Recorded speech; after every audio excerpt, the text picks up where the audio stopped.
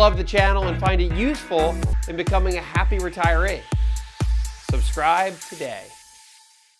We're headed straight to Paul from Marietta. Paul, what's going on? How can I help, man? Hi, good morning, Wes. Thanks for taking my call. I've been listening to you for years now. Thank you. Listen, I'm 30 years old, just recently got married. My wife and I are looking to buy our first house. My question, I guess, is what's the best way to liquidate some of my assets to cover that down payment and the fees that are associated with it, as well as what are some things that I can take a look at from a first home buyer perspective that can help me over if this is my second or third property. How much, Paul, do you think how much down payment, number one, do you think you're going to do? What percentage? And then what do you think on closing costs? What do you think all in cash outlay for this purchase is going to be? Yeah, so I'm pre-approved at 5% for a $250,000 loan. We're looking at about $250,000 for the house. So, 5% of 12.5 plus fees. I'm looking at 15, 20 grand all in. Okay, and then and your rate is about 5%. A little bit lower, yeah, 4.5. Got it. And remember, that's another really important point that Paul. It's evident in our conversation here that 5% on a mortgage. Wow, that sounds high, but that's what's happened with rates in the last year, is they've ticked higher and higher. If you pull up now, it wasn't that long ago where folks were well under 4% on mortgages on 30-year fixed. Today, average 30-year mortgage is over 4.5%. So rates, what the Fed does is a big, big deal, and this is evident in the call we're having right here with Paul. So, okay, you're going to put down about this 12.5 is your down payment plus fees. Let's call it $15,000.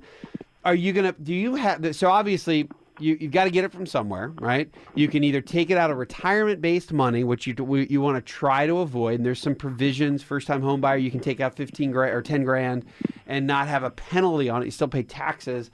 Where is this money coming from? Are you going to tap a 401k for this? Do you have after-tax investments? Is the money maybe just coming out of cash? What's kind of the easiest, lowest hanging fruit to do this initial down payment, Paul? Gotcha. So breakdown real quick of my assets and liabilities. I've got about $8,000 in cash sitting in a high yield savings account that I've been building to prep for this. I've got about $7,000 in after-tax stocks through a brokerage firm. I've got about $3,000 worth of physical silver sitting in my safe, which I might be able to use. Yeah. And about $40,000 in my 401k.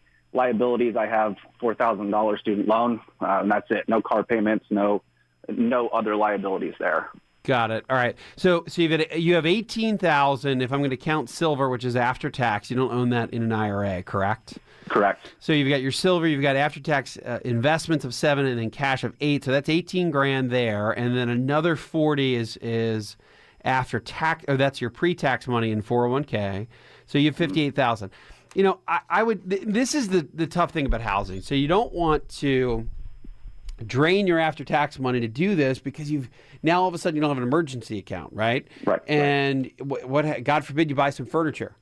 Or you've got to do something when you move into the house, and there will be things that you have to do, obviously. Because how old is the home? How much work do you think you're gonna have to do, or is it pretty much move-in ready? Not a lot of maintenance. Yeah. So made an offer last night on the house. It was built in 2004. The roof's 12 years old. The HVAC is 8 years old.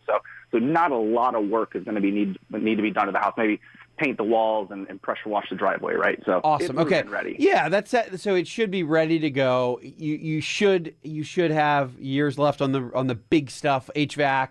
You've got roof is obviously a big deal. Maybe you go in there and your appliances you maybe have to buy a new washer dryer. Who knows? But you're going to want to leave a little bit of cash for that. But you could tap that 401k, take a loan from it, you pay it back. It's not the worst place to pull money from. However, you're going to effectively be able to have no taxes, except unless you have a giant gain on the after-tax money. What does that $7,000 look like? Is that one stock that's tripled, or is the basis similar to what it's worth? It's similar to what it's worth. All right, so then money needs to come from after tax. Then I think it's this is that period of time where it's scary to buy a house. It's a big commitment. Number one, it's relatively expensive, and it's always for all of us a little more than we thought. Sometimes a lot more. And I remember when I bought my first house, people tell me that, and I used to hate hearing that. Like, no, it's not. No, it's not. And then when I build a house, people say it's going to be more than it all, and it really is. But if you plan for it, you're fine. So here's your first strike is at the cash, obviously, and that after-tax money. That should cover it.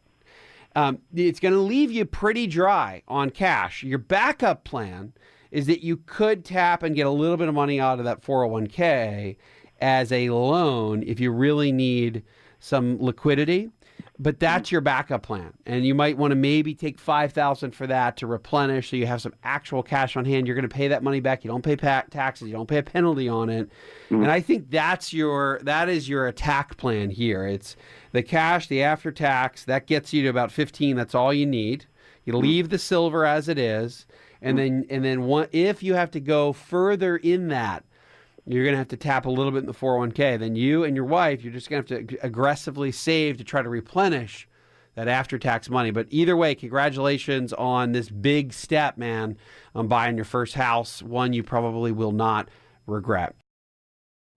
Hi, I'm Wes Moss, and thanks for taking a minute to hear about what's so different about my new book, You Can Retire Sooner Than You Think. So unlike other retirement books, this book will give you a step-by-step guide, whether in your 20s or 30s or 40s or 50s, to learn from what these successful and happy retirees did to get there. I hope you enjoy the book, but more importantly, I know that it'll help you retire sooner than you think.